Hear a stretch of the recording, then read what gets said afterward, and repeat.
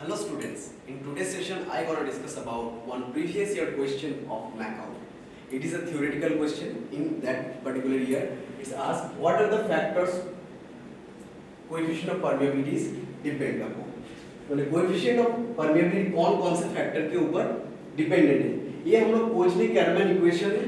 यहाँ से ये अगर इक्वेशन तुम लोगों को याद आ जाए तो कौन कौन सा फैक्टर के ऊपर डिपेंड करता है परमेबिलिटी, तुमको इजीली समझ आ जाएगा। तो पहले सोचो वॉइड रेशियो। एक सोचो अगर वॉइड क्या है, वॉइड रेशियो क्या है, एक ये क्या है, कोर्स ग्रेन सॉइल है, इसके अंदर बहुत ज्यादा वॉइड है, तो void ratio equal to volume of void to the volume of solid. अगर वॉल्यूम ऑफ वॉइड बहुत ज्यादा है तो वॉइड रेशियो का वैल्यू हाई होगा। वॉइड अगर ज्यादा रहे एक सॉइल सैंपल के अंदर, ये दोनों मैं सॉइल सैंपल को ड्रॉ कर रहा हूं, सोचो ये एक लूजेस्ट सॉइल सैंपल है और एक क्या है, डेंसेस्ट सॉइल सैंपल, बहुत क्लोजली सॉइल, यहाँ पे क्या है, सॉइल बहुत क्लोजली ऑक्यूपाई किया हुआ स्पेस। तो यहाँ पे सोचो वॉइड रेशियो का वैल्यू क्या है, कम होगा क्योंकि अवेलेबल वॉइड कम है। यहाँ पे वॉइड ज्यादा है तो volume of void to the volume of solid का वैल्यू ज्यादा आएगा। तो मैं इजीली बोल सकता हूँ अगर वॉइड रेशियो हाई होगा तो परमेबिलिटी वैल्यू का भी हाई होगा। यहाँ पे वॉइड ज्यादा है, वॉइड रेशियो का वैल्यू हाई है, तो वाटर इजीली आप आ जाएगा। वो ओपन स्पेस की तरह, सुबह का जो रोड है, फांका रोड है, खुला रोड है, और यहाँ पे क्या है, बहुत घिंजी और बहुत कंजेस्टेड है, तो यहाँ पे वाटर यहाँ से बहुत कष्ट करके आएगा। तो यहाँ पे वॉइड रेशियो लो है तो परमेबिलिटी के वैल्यू भी लो होगा। एग्जांपल क्या है, फाइन ग्रेन सॉइल और क्ले सॉइल। और क्या फैक्टर है, gamma W, unit weight of the water और unit weight of the any fluid, उसके ऊपर का भी डिपेंड करता है। तो K is proportional to E। अगर वॉइड रेशियो हाई होगा परमेबिलिटी हाई होगा, अगर वॉइड रेशियो का वैल्यू लो होगा तो परमेबिलिटी का भी वैल्यू यहाँ पे कम होगा। और क्या है हम लोगों का पार्टिकल साइज T। अगर पार्टिकल साइज बहुत ज्यादा है, coarse grain soil particle size बहुत ज्यादा है, तो क्या है, वाटर इजीली फ्लो होगा तो ऑटोमेटिकली परमेबिलिटी ज्यादा होगा। अगर डाया ऑफ पार्टिकल ज्यादा है तो पार्टिकल साइज भी ज्यादा है, तो दोनों सॉइल के ग्रेन के बीच में स्पेस भी ज्यादा है, तो वाटर इजीली फ्लो कर पाएगा। लेकिन अगर पार्टिकल साइज बहुत कम है, छोटा ऐसा है, फाइन ग्रेन सॉइल क्ले की तरह, वहां से आने में वाटर को बहुत दिक्कत होता है। वो जैम रास्ते की तरह जहाँ पे पूरा कंजेस्टेड है, तुम चाहकर भी, तुम्हारा बहुत कम टाइम है, कहीं पे जाना है, चाहकर भी तुम मूव नहीं कर पाओगे, वहां पे खड़ा रहना पड़ेगा।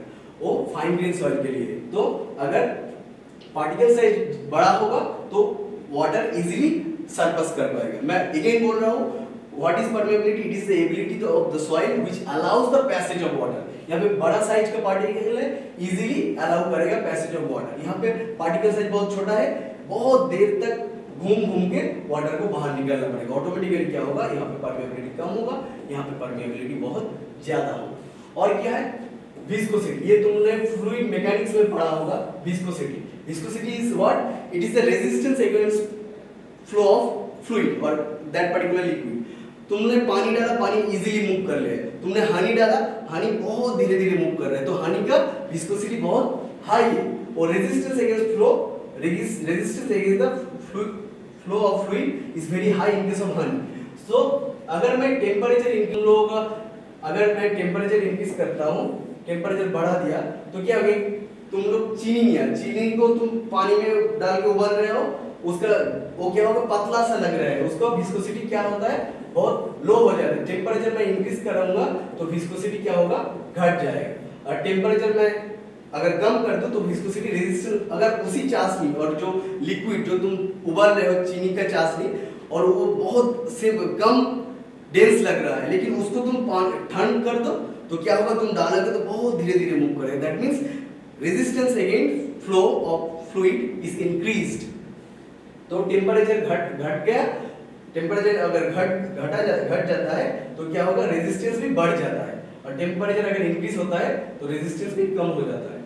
तो इसीलिए अगर किसी फ्लूइड के अंदर रेजिस्टेंस बढ़ जाए तो परमेबिलिटी के कोएफिशिएंट ऑफ परमेबिलिटी के साथ डिस्प्रोपोर्शनल रिलेशनशिप है। और एक चीज है EQ डिवाइडेड बाय 1 प्लस, ये कॉम्पैक्शन के लिए है। कॉम्पैक्शन अगर मैं बढ़ा दूं किसी सॉइल के अंदर, सॉइल ग्रेन यहाँ पे दूर तक है, इसको मैं अगर कॉम्पैक्ट कर दूं तो क्या होगा, इस सॉइल ग्रेन बहुत करीब आ जाएगा, बहुत करीब आ जाएगा, तो क्या होगा, तो वहां से वाटर अच्छे से मूव नहीं कर पाएगा, तो क्या होगा, ऑटोमेटिकली कोएफिशिएंट ऑफ परमेबिलिटी लो हो जाएगा। सो K is proportional to disproportionally 1/e for same soil, एक ही soil के डेंसेस्ट और लूजेस्ट स्टेट के बीच में ये वाला कंपैरिजन किया गया। यहाँ पे अगर मैं कंपैक्ट कर दूं, डेंसेस्ट स्टेट कर दूं तो परमेबिलिटी लो हो जाएगा, अगर कंपैक्शन नहीं किया हुआ है, लूजेस्ट स्टेट है तो यहाँ पे परमेबिलिटी हाई हो जाएगा। और तुम लोगों का कोई ऑर्गेनिक मैटर उसके सॉइल के अंदर तुम डाल दिया, तो ऑर्गेनिक मैटर तुम डाल दिया तो वो क्या है, बहुत फाइन बारीक चीज है, वो क्या होगा, सॉइल के जो ग्रेन है इसके बीच में मैं अगर कोई ऑर्गेनिक मैटर पुट कर देता हूँ, ये ऑर्गेनिक मैटर पुट कर दिया तो ये क्या करेगा, वाटर के मूवमेंट के रास्ते में ये बाधा पहुंचाएगा, ये ऑपोज करेगा। तो अगर कोई इम्प्यूरिटी और ऑर्गेनिक मैटर्स वाटर के अंदर मैं डाल देता हूँ या सॉइल के अंदर डाल देता हूँ तो वो क्या करेगा, परमेबिलिटी का वैल्यू का ये घटा देगा। तो ये भी एक फैक्टर है, तुम बोल सकते हो अगर ऑर्गेनिक मैटर ऐड किया जाता है तो परमेबिलिटी का वैल्यू घट जाता है। I hope you enjoy the lecture. ये प्रीवियस ईयर में आया था, पढ़ के जाना, एग्जाम में मैकआउट किया। If you enjoy the lecture then please to like and subscribe our channel. I am Habib Laskar, your subject teacher of geotechnical engineering. I am teaching in SBIST for last 6 years. Geotechnical engineer. I am completed my BTech and MTech from Aliyah University and pursuing PhD in Aliyah University. And if you come to know about more, if you want to know about our SBIST, then please do come and visit our premises and you will know the atmosphere of this college and you will enjoy it actually. Okay, if you like the video then please do subscribe our channel. I am Habib Laskar signing out. Bye bye.